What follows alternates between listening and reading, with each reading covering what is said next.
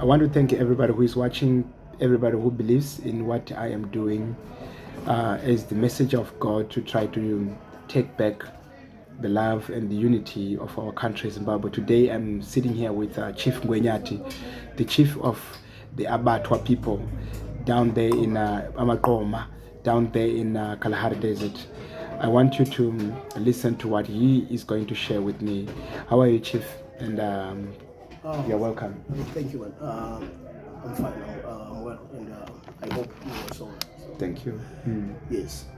Yeah, well speaking, because as a person, if you are appointed, if you are a person who was appointed by God, by Creator, by your ancestors, definitely no one can stop that, because it doesn't come from you, and it's not coming from anybody, but it's coming from your ancestors that are connected with the Creator.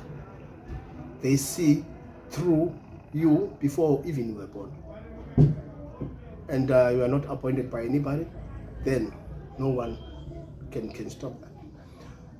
And you know what? There is no person or people will love the land of other people more than the land that they are born.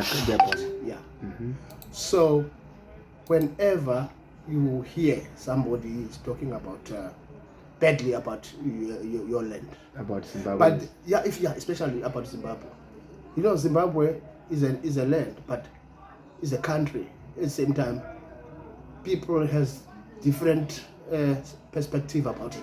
Zimbabwe is like this. Zimbabwe, other talking about Zimbabwe is a country that has no currency or whatever, of which Zimbabwe had currency.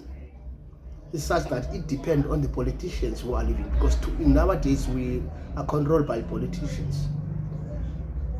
And if you see that you can do something as an appointed person, that thing not coming from you, it's coming from those who appointed you to be where you are.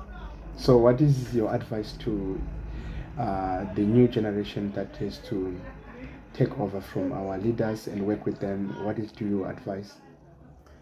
You see, for instance, now the most leaders in Africa, especially, are the people of an old age, and they are clinging on that power. They don't want to get out of it.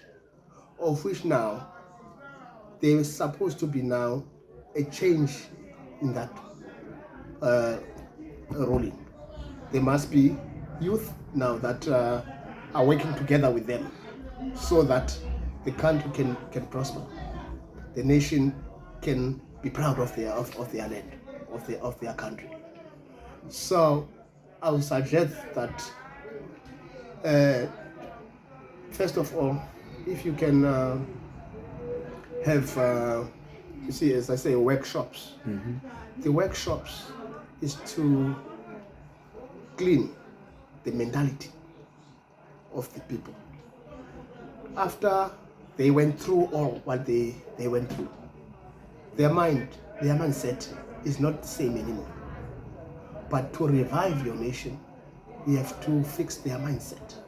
You must have workshop in each and every corner to teach them about well-being, about life, about the business, about how to live life without involving hatred or corruption or anything.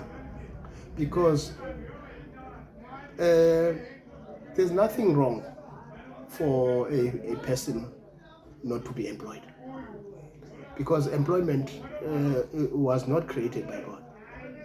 God created a man and a woman. He gave them the brain and the limbs of his body, so that they can help what the mind is thinking. Okay. And God gave his creatures a land, vegetation, water, mountain, everything, that they must think of whatever they can do in this land to make a living. Exactly, to make a living. So without someone employing the other, that is a European mentality. So far with the situation that we are living in South Africa, what is your advice to young people in South Africa, Malawi, overseas about concerning Zimbabwe, our country? Yeah, you see, at this timing point, we all need support. We need to support each other. Actually, we shouldn't putting aside every foreigner we call foreigner, because these words of being called other nation, other people foreigners is coming from the Europeans. We didn't call like that because there was no borders before. These borders, they came with borders because they want to divide and rule. But I suggest that we come together.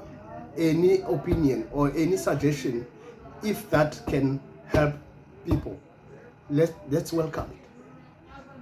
It doesn't matter it coming from a Zimbabwean or Kenyan or whoever.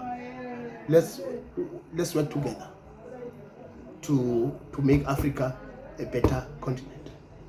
Okay. So according to your understanding, you believe that the Goma people, the Bushmen, they are all over, even in Zimbabwe we have them. What is your message to those people who are in Zimbabwe? Because I heard you saying that you are going to unite all the Abatwa people in the whole Africa. What's your message to them as their chief? Yeah, for instance, Amakoma, today they know that who they are.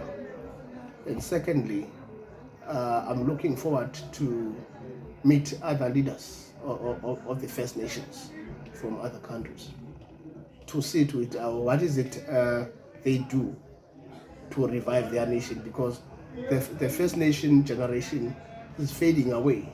It's not that they are dying or whatever, they are still alive, but their origins are lost. Okay. They don't know who they are, but in other countries like Tanzania, they're still keeping their origins. They live the same life that they used to live before.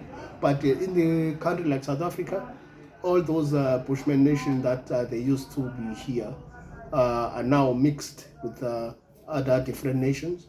Now they don't know who were their ancestors original. before. Okay. Yeah, so they will tell you about who they are today, of which is not correct.